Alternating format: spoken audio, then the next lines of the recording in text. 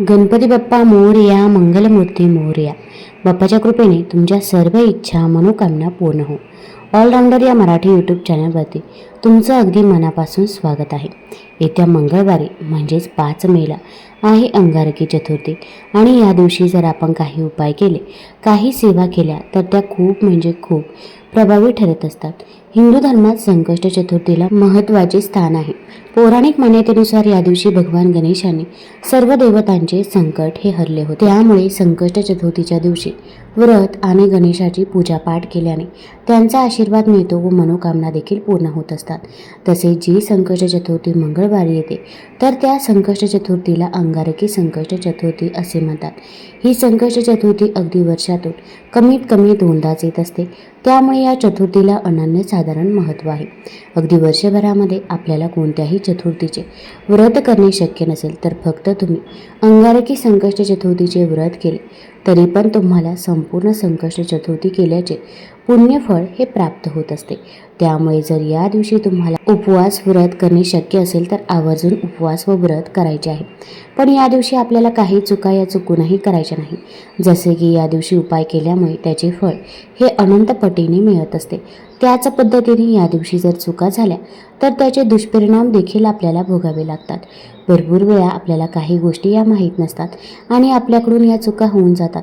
अगदी आपण जाणून बुजून तर या चुका करत नाही, पण आपल्याकडून या चुका झाल्यामुळे आपण जे काही पूजा करतो, सेवा करतो तर त्याचे फळ आपल्याला मिळत नाही. मग आपण म्हणतो मी कितीही देवाची पूजा करू, सेवा करू तरी पण मला त्याचे फळ न मिळता उलट दुष्परिणामच हे भोगावे लागतात.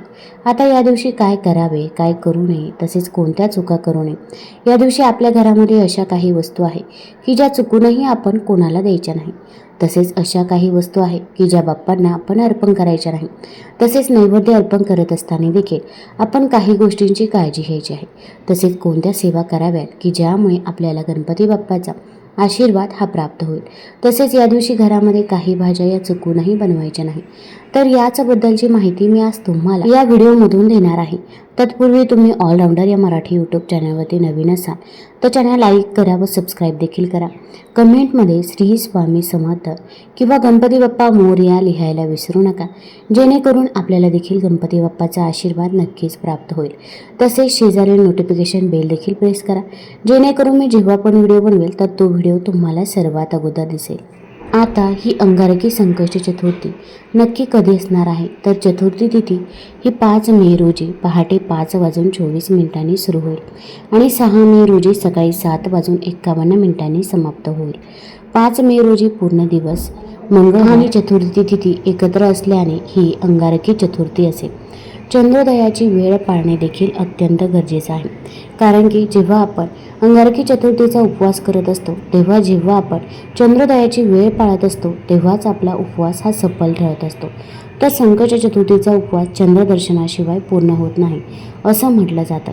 तर 5 मे रोजी चंद्रोदयाची वेळ ही रात्री 10:35च्या सुमारास असेल. चंद्रोदयानंतर चंद्राला अर्घ्य देऊनच उपवास आपण सोडायचा आहे. तर स्कंदपुराणानुसार अंगारक यांनी गणपतीची कठोर तपश्चर्या केली होती. प्रसन्न होऊन बाप्पाने त्यांना आशीर्वाद दिला की मंगळवारी येणारी चतुर्थी अंगारकी नावाने ओळखली जाईल. या दिवशी व्रत केल्याने कर्जमुक्ती मिळते आणि रखडलेली कामे देखील मार्गी लागतात. 5 मे रोजी सकाळी अमृत काळ किंवा शुभ काळात गणपती बाप्पाची पूजा करणे फलदायी ठरेल. सकाळी लवकर स्नान करून ओम गण गणपतये नमः या मंत्राचा जप करत बाप्पाची पूजा करावी. आता अगदी तुम्हाला जर उपवास व्रत करणे शक्य होत नसेल तर तुम्ही फक्त गणपती बाप्पाची मनापासून पूजा सेवा केली, गणपती अथर्वशीचं पठण केलं, तसेच ओम गण गणपतये नमः या मंत्राचा 108 वेळा जप केला तरी पण चालेल. तरी पण आपल्याला गणपती बाप्पाची कृपा ही प्राप्त होईलच. विशेषतः तुमच्या मुलांना या सेवा या दिवशी जरूर करायला लावाव्या की ज्यामुळे मुलांची अभ्यासामध्ये नोकरीमध्ये प्रगती होत असते असं म्हणतात. देवाची आराधना आणि पूजा केल्यानंतर सर्वात महत्त्वाचा असतो तो म्हणजे देवाला दाखवला जाणारा नैवेद्य किंवा प्रसाद. देवाला प्रसाद अर्पण करताना आणि केल्यानंतर काही गोष्टींची काळजी घेणे आवश्यक असते. देवाला नैवेद्य दाखवताना कोणत्या चुका टाळाव्या हे देखील आपण बघणार आहोत. तसेच देवाला कोणता नैवेद्य दाखवावा हे देखील आपण बघणार आहोत. एकदा कमेंटमध्ये गणपती बाप्पा मोरया जरूर लिहा. पूजेच्या वेळी महादेव आणि गणेशाला अर्पण केलेल्या भोगामध्ये तुळशीपत्र टाकले जात नाही. महादेवाला बेलपत्र अर्पण करणे शुभ मानले जाते, तर गणेशाला दुर्वा अर्पण केल्याने ते प्रसन्न होतात. तसेच भगवान विष्णूंना तुळशीपत्र हे अत्यंत प्रिय आहे, पण आपण भगवान गणेशांना आणि महादेवांना तुळशीपत्र हे अर्पण करायचं नाही. देवाला शिजवलेलं अन्न अर्पण करावे. पूजेनंतर त्यातील काही भाग काढून गाईला खाऊ घालावा. नंतर तो प्रसाद स्वतः स्वीकारावा आणि इतरांनाही वाटावा. असे केल्याने देव प्रसन्न होतो असं म्हणतात की जे लोक प्रसादाशी संबंधित या नियमांचे भक्तिभावाने पालन करतात त्यांना जीवनात कधीही कोणत्याही प्रकारचा त्रास होत नाही आणि घर देखील सुखानं भरलेलं असतं. आता तसेच देवाला प्रसाद अर्पण करताना शक्यतो तेल आणि मिरचीचा वापर करू नये, तर तुपाचा नैवेद्य अर्पण करावा. देवाला सात्विक अन्न आवडते. आपण या दिवशी तिखट जो काही पदार्थ आहे तर तो चुकूनही बनवायचा नाही. आता गणपती बाप्पाला मोदक आवडतात, मग तुम्ही गोड मोदक बनवू शकता, पण तिखट पदार्थ नैवेद्य म्हणून शक्यतो तरी आपण टाळायचेच आहे. तसेच देवाला नैवेद्य अर्पण केल्यानंतर तो लगेच काढू नका. नैवेद्य अर्पण केल्यावर सर्व लोकांनी काही काळ देवापासून दूर जावे आणि काही वेळाने देवाला नमस्कार करून तो प्रसाद काढता येईल. आता जेव्हा चतुर्थी असते तेव्हा आपल्या घरामध्ये लहान मुले देखील असतात आणि मोदक म्हटलं की लहान मुलांना खूप आवडतात. मग अशा वेळेस लहान मुलं ही हट्ट देखील करत असतात मोदकासाठी, तर आपण त्या मुलांना मोदकही द्यायचं आहे. भरपूर वेळा असे होते की अगदी आपल्या शेजारी पाजारी देखील मुलं असतात आणि ते देखील आरतीसाठी येत असतात आणि ते अगोदरच आपल्याकडे नैवेद्य मागत असतात.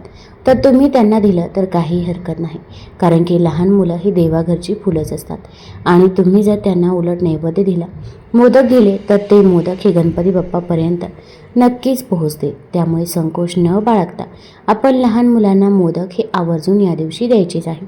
अगदी आरती झाल्यावर सुद्धा तुम्ही त्यांना मोदक हे आवर्जून द्यावे. तसेच या संकष्ट चतुर्थीच्या दिवशी कुणाशीही भांडण वादविवाद हे आपल्याला करायचं नाही. अगदी घरामध्ये लहान मुलं असतील किंवा अगदी मोठी माणसं देखील असतील, जावा असतील किंवा सासू सुना असतील, तर त्यांनी देखील एकमेकांमध्ये भांडण हे करायचं नाही. कारण की आपल्या घरामध्ये भांडण झालं की घरामध्ये नकारात्मकता देखील पसरत असते आणि त्यानंतर आपण पूजा सेवा करायला बसलो की आपले लक्ष पूजेमध्ये लागत नाही. आपले संपूर्ण लक्ष त्या भांडणाकडेच असते. तसेच आपल्या आसपास असे काही व्यक्ती असतात की ते दुष्कृत्य करत असतात किंवा इतरांबद्दल नेहमी वाईट बोलत असतात. तर अशा व्यक्तींच्या इथे आपण या दिवशी जेवण चुकूनही करायचं नाही. आपण जर असे केले तर आपण देखील पापाचे भागीदार होत असतो. त्यामुळे शक्यतो तरी या अंगारकी चतुर्थीच्या दिवशी आपण आपल्या घरी जेवण करायचं आहे व उपवास देखील आपल्या घरी सोडायचा आहे. याची काळजी आपण घ्यायची आहे. आता या दिवशी दारावरती जर कोणी काही मागण्यासाठी आलं तर त्या व्यक्तीला आपण तसंच जाऊ द्यायचं नाही. अन्नदान करू शकता किंवा एखादा ग्लास भरून पाणी दिलं तरी पण चालेल, पण ती व्यक्ती दारातून तशी जाता कामा नये.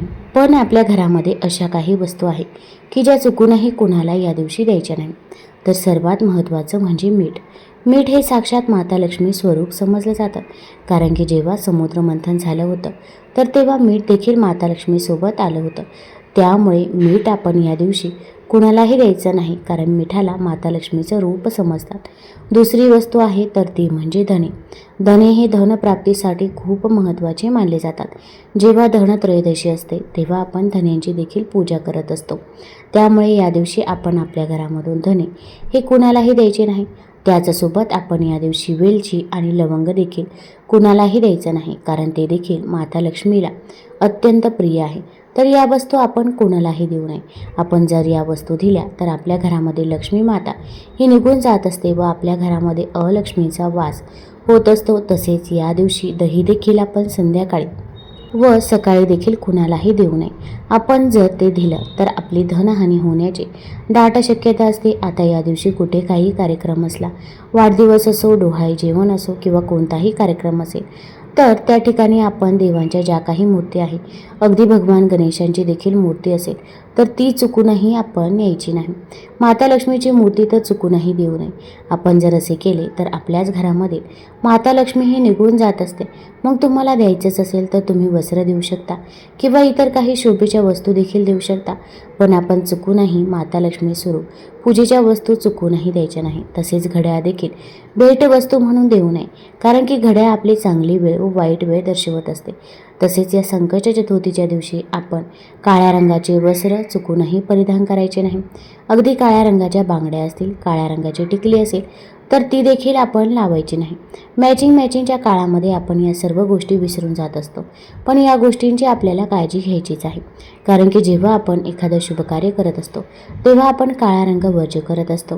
त्याचप्रमाणे या दिवशी देखील आपण काळ्या रंगाचे वस्त्र हे चुकूनही परिधान करायचे नाही.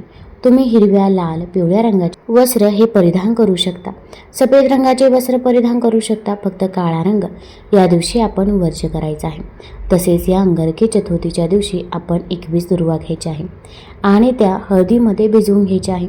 ओल्या हळदीमध्ये आपण त्या थोड्याशा बुडवून घ्यायच्या आहे आणि त्या भगवान श्री गणेशांना ओम गण गणपतये नमः, ओम गण गणपतये नमः या मंत्राचा जप करत अर्पण करायचा आहे.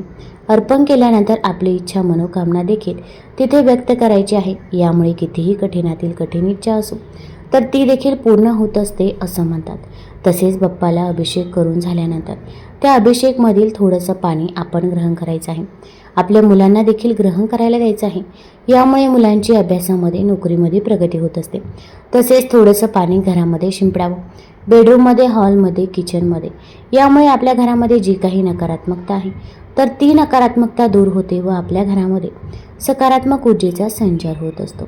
आता या दिवशी आपण जो काही नैवेद्य बनवणार आहोत, चतुर्थीच्या दिवशीचा नैवेद्य हा सात्विकच असावा. अगदी आपण घरामध्ये काहीही बनवा, फक्त सात्विक नैवेद्य आपण अर्पण करायचं आहे. मग त्यामध्ये तुम्ही पुरणपोळी बनवू शकता, खीरपुरी बनवू शकता. फक्त सात्विक आहार हा आपण या दिवशी बनवायचा आहे. तसेच आता या चतुर्थीच्या दिवशी आपण 21 मोदक देखील बनवायचे आहे. गणपती बाप्पाला हे मोदक अत्यंत प्रिय आहे. त्यामुळे या दिवशी आपण मोदक हे आवर्जून बनवायचेच आहे. त्याचसोबत या दिवशी आपण गणपती बाप्पाची पूजा सेवा करत असतो.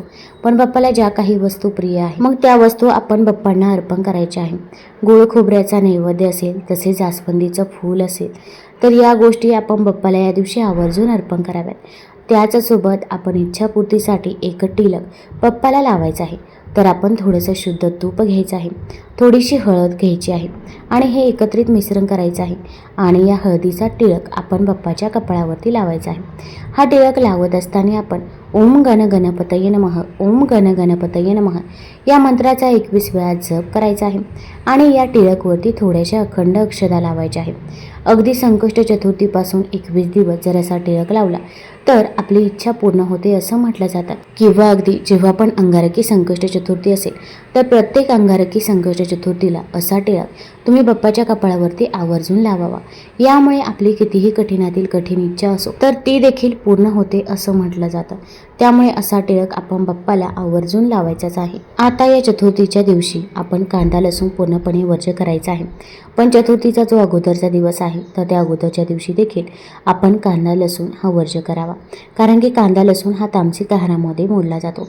तसेच या दिवशी मांसाहार देखील करू नये. अगदी तुम्ही बाहेरून मांसाहार करून येत असाल तरी पण आपल्याला पूजेचे फळ हे मिळत नाही. त्यामुळे या दिवशी आपल्याला मांसाहार चुकूनही करायचा नाही.